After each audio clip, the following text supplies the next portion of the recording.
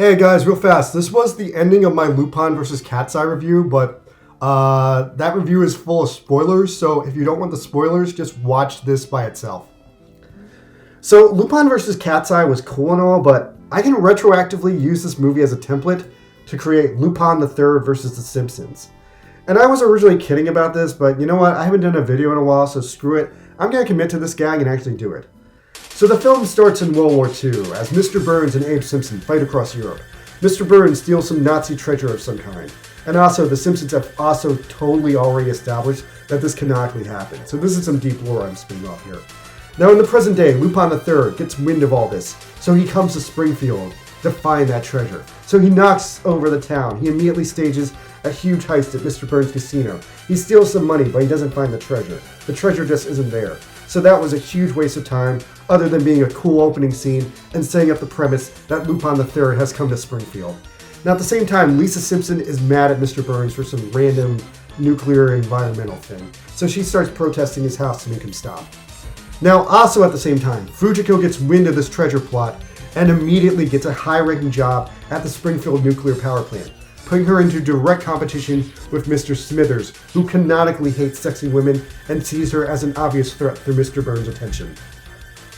Meanwhile, at the same time, Zenigata has saw that Lupin knocked over the casino and suddenly arrives in Springfield and ends up teaming up with Chief Wiggum, who is useless. They eat too many hamburgers and they accomplish nothing in this film, but also Zenigata still gets all the credit and all the wins in the end. So then Lupin decides it's finally time he's going to break into Mr. Burns' mansion all on his own. So he does the elaborate Lupin III gimmicky jewel thief super plot to bust in through Mr. Burns' ceiling in a perfectly carved hole. While at the same time, Lisa just walks through the front door and walks into the house. Now it all seems to be going super well for both Lupin III and Lisa Simpson until suddenly they're captured by Mr. Burns' enforcer, the robotic Gene Simmons. And then the next hour of the movie is just Lupin and Lisa stuck in Mr. Burns' dungeon, trying to get out of his house and figuring out whether or not they like each other as people or not.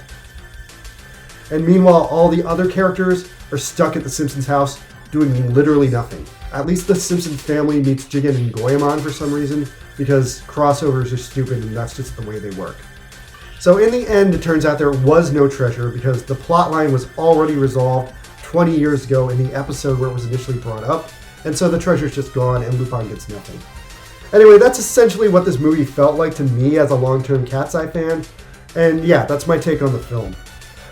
Alright guys, thanks for spending some time with me. I want to get back to YouTubing more often, so hopefully I'm not sick anymore, but maybe I'm just working on my anime too much lately, but I really want to finish my anime, and since it's winter, I want to save some time and save some money by doing stuff myself. Nonetheless, I'm still hanging in there, so I guess I'm doing something right, at least for now, so I'll see you guys next time when I feel like reviewing SD Kamen Rider. Alright, good night, bye.